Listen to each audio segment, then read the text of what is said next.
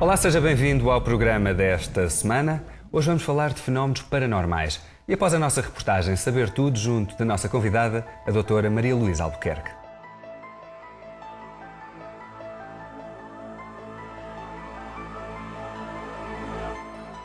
Em Portugal, apenas 1/3 da nossa população afirma acreditar em fenómenos paranormais, tais como o espiritismo, a vida após a morte e a existência de OVNIs. Mas será que os portugueses são realmente assim tão céticos? Não acredito. Olha, não acredito nem desacredito, não é que eu acredito terminantemente nisso, mas respeito a mentalidade de qualquer um. Extraterrestres, espiritismos, acredito nisso. Não acredito nada disso. Não acredito em fenómenos. São mitos, coisas que as pessoas inventam, não acho que exista mesmo. Acredito, porque há tanta coisa que a gente já fica por saber se é ou não é. Acho que isso é tudo fantasias das pessoas. Não acredito, mas respeito. Quero manter a distância sobre esse caso. A gente pode acreditar numa coisa que vê. Eu não acredito em extraterrestres. Algumas pessoas com, sei lá, se calhar com mais nível de estudo já acreditam que é capaz de haver vida para além do planeta Terra, mas outras não. Até me provarem o contrário, sim. Porque não acredito que sejamos só nós. Existe poder sobrenatural que mexe um pouco connosco. Isso é tudo uma vigarice. Tem a ver com religião, talvez, com aquilo que as pessoas pensam, com aquilo que as pessoas leem ou veem. Tento compreender que vem tudo da mente humana e penso que é o fundamento de tudo, não sei. Mas cada pessoa acredita no que quer, isso tudo depende das crenças. Acredito que depois das pessoas morrerem ainda continuam a viver através do espírito. Não são coisas para a gente acreditar, não são palpáveis, não se veem. Não há certezas disso, não é? Isso por isso mesmo que existe a investigação. Acho que é importante sabermos se existe ou se não existe. É um campo que ainda não se conhece muito. Desde o início do século XX, o tema dos extraterrestres tem sido explorado e banalizado através da literatura, das séries de televisão e do cinema. Mas há quem investigue este fenómeno para além da ficção. É muito difícil alguém conseguir distinguir, muitas vezes, um fenómeno atmosférico normal de um fenómeno atmosférico anormal. No final dos anos 70, houve um avistamento OVNI, um objeto que, segundo os cálculos, tinha a volta de 210 metros de comprimento e passou sobre a cidade de Leiria e deixou a cidade de Leiria toda às escuras por mais ou menos 30 a 32 minutos. A partir daí começou-me a aguçar este tipo de fenómenos, não é? Começa-se a ganhar um certo amor por saber ou tentar saber as célebres respostas que todos nós estudamos na escola. De onde viemos, quem somos, por onde vamos. Temos vastíssimo material em termos de investigação a todos os níveis e, curiosamente, Portugal tem sido dos locais muito visitados, entre aspas, ou que esse fenómeno se manifesta.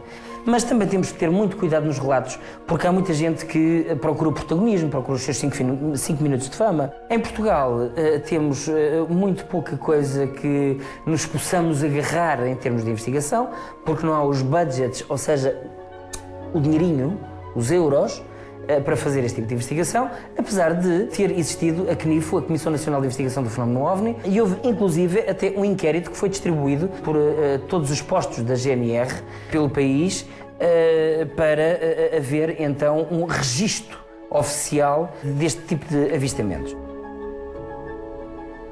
Os preconceitos sempre existiram, existirão sempre, porque este tipo de fenomenologia vai tocar muito na parte política, também vai bater muito à parte religiosa. Eu penso que não tem nada a ver com religião, porque tive a honra de estar junto a um senhor padre jesuíta. O senhor padre me disse que não acreditaria que o seu Deus fosse tão estúpido que criasse vida só num canto do universo. A detentora do segundo maior observatório astronómico do mundo é exatamente o Vaticano. Os Estados Unidos e outras potências dizem que não existem OVNIs, mas dos Estados Unidos temos uma lei que multa com 5.000 euros todo e qualquer cidadão norte-americano que tenha um contacto não autorizado com alienígena. Eu acho que ninguém deve acreditar em ninguém. O acreditar, cada um acredita naquilo que quer. Provas são outra coisa, evidências são outra coisa.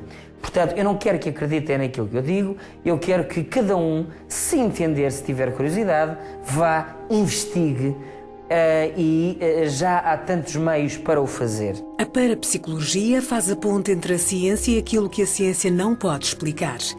O estudo destes fenómenos levanta questões essenciais ao ser humano. A parapsicologia, para mim, neste momento, é uma disciplina científica. Isto quer dizer que tem um objeto científico, como as outras, mas que utiliza métodos de várias disciplinas e, por isso, eu chamo de disciplina não ainda uma ciência. Podíamos dizer simplesmente que é o estudo sistemático dos fenómenos anómalos. Sendo fenómenos anómalos aqueles fenómenos que a ciência contemporânea, tal como nós a conhecemos, não consegue explicar. Há uma série de fenómenos em parapsicologia, pelo menos 3 grandes categorias, que são os fenómenos psi-gama, que são aqueles que se referem a uma transferência de informação sem ser através dos canais normais. Há os psi-kappa, que é a influência de pensamento ou do ser humano sobre seres vivos ou inanimados, portanto, a cinese. E há uns outros, os psi-theta, que se referem a fenómenos um pouco mais estranhos, com contactos com extraterrestres, experiências fora do corpo. Praticamente todos estão comprovados, embora não sempre quando o cientista quer. Aquilo que fica hoje é como é que eles se processam e para que é que servem. Essa é a grande dúvida que os cientistas hoje têm. Tem-se verificado que seres humanos, por vezes mais ou menos inocentes, não vamos precisar lhes atribuir poderes especiais, parecem capazes de desviar do puro acaso a geração de números aleatórios. E quando se fazem medidas sobre centenas, às vezes milhares de ensaios por parte de sujeitos humanos banalíssimos e inocentes, verificam-se desvios face ao acaso. Isto tem-se verificado sempre com o mesmo tipo de valores estatísticos, com sistemas geradores de aleatoriedade mecânicos, eletrónicos, de base em isótopos radioativos, etc. Muitas pessoas, sobretudo, vêm ter comigo por situações de luto de pessoas que faleceram. Não só sonham, como sentem a presença às vezes quase física dessas pessoas. Vêm com estas dúvidas, como disse há pouco, ligadas um tanto ou quanto a uma espiritualidade, se há algo que permanece depois da morte, se não é só ilusão, se não é só uma elaboração mental e um desejo de ter a pessoa ainda viva que perderam. Da pesquisa sobre as experiências de quase morte, tem havido evoluções significativas e como há muitas pessoas a serem ressuscitadas em meios hospitalares, nomeadamente, o que já tem acontecido várias vezes é que há pessoas que estiveram, como se diz, muito mortas, ou seja, chegaram a estar em estados próximos da morte cerebral plena, em estados em que não havia pulsação cardíaca, não havia respiração, em que o cérebro parecia estar inteiramente parado, etc. E durante esses estados, não só parecem ter captado informação do meio ambiente e conseguem depois descrever de maneira muito fidedigna tudo o que aconteceu quando estavam, já não era em coma, era num estado de morte clínica, em que o cérebro supostamente estava 100% parado, conforme as máquinas indicavam, como ainda por vezes, ao mesmo tempo que isso aconteceu, também por vezes descreveram outros mundos, ou seres falecidos que foram ter com elas, ou experiências de captação de informação anómala à distância.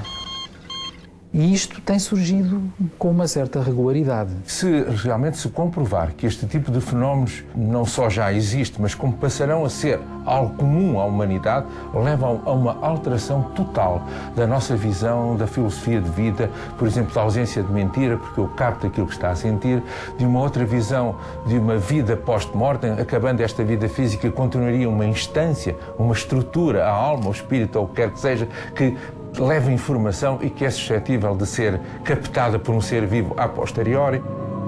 O padre António Fontes, fundador do Congresso de Medicina Popular de Vilar de Perdizes, é único na forma como relaciona o real com o oculto. A religião tem um fundo mais baseado na necessidade humana da divindade, não é? O ocultismo já é uma mistificação da religião. Baseia-se um bocadinho na base bíblica, da existência do anjo bom e do anjo do mal. As seitas e religiões interessam manter o ocultismo em atividade. Fiz o primeiro congresso em 1983 para preservar tradições de saberes tradicionais da cultura popular no campo da saúde física e mental, sobretudo no campo da herbanária e no campo da etnografia. Eu não convidei essas pessoas do oculto, não é? Nós começaram a descobrir que este espaço também lhes dizia respeito e começaram a aparecer os bruxos, os videntes, os médiuns, os espíritas, começaram a aparecer e a tomar uma espécie como que a